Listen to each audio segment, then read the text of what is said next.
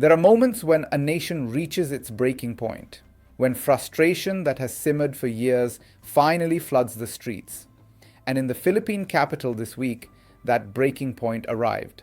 For the second day in a row, over 200,000 protesters poured into the heart of Manila, not for a festival, not for a political rally, but for something far deeper, a massive anti-graft uprising demanding accountability, truth, and justice.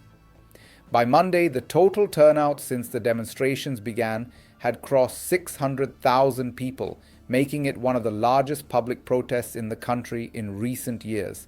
And at the center of this movement is a scandal that has shaken institutions, spooked investors, and exposed the fragile state of public trust.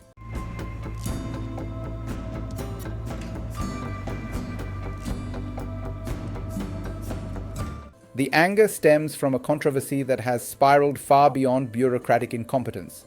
A scandal rooted in corruption allegations around flood mitigation projects that were supposed to protect communities but instead became conduits for political enrichment. As irregularities surfaced, they hammered investor confidence.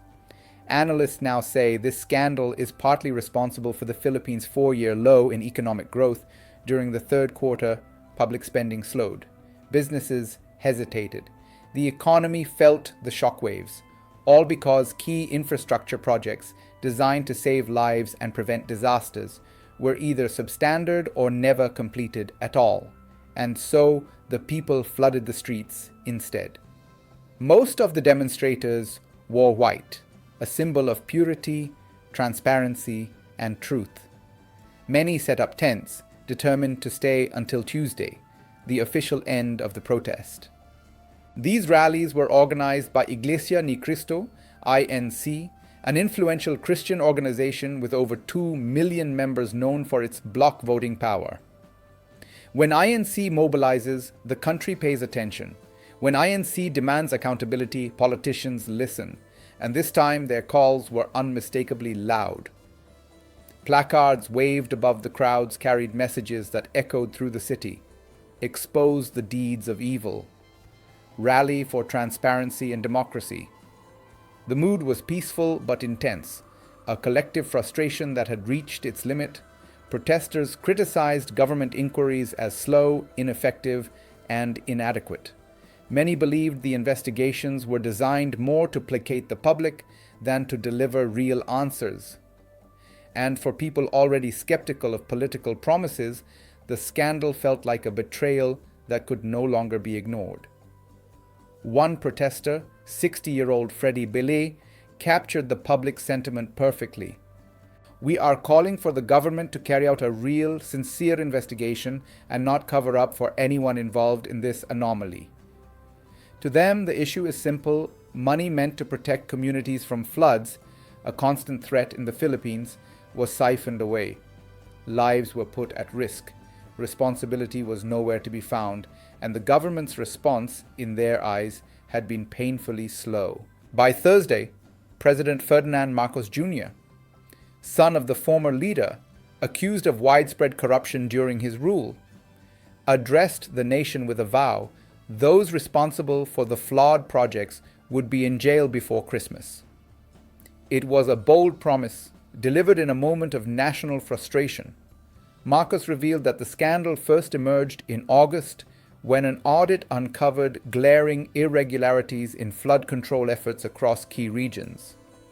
What began as a technical issue ballooned into a political earthquake, implicating not only public works officials but also businessmen and lawmakers. Some of them allegedly enriched themselves through projects that were either poorly built or, shockingly, never built at all. This scandal is not just about corruption, it is about trust. The Philippines is no stranger to graft allegations, but the scale and brazenness of this case have reopened old wounds, especially considering the country's history with political corruption. Marcos, fully aware of the symbolic weight of his family name, framed his crackdown as part of a broader push for transparency. To distance himself from the past, he created a special panel to investigate the accusations, focusing specifically on flood control projects. But to the protesters, the government's actions have been too slow, too timid, and far too cautious. Almost 100 days have passed since the process began, yet no one has been jailed, said 35-year-old protester Armelin Bandril, reflecting widespread impatience.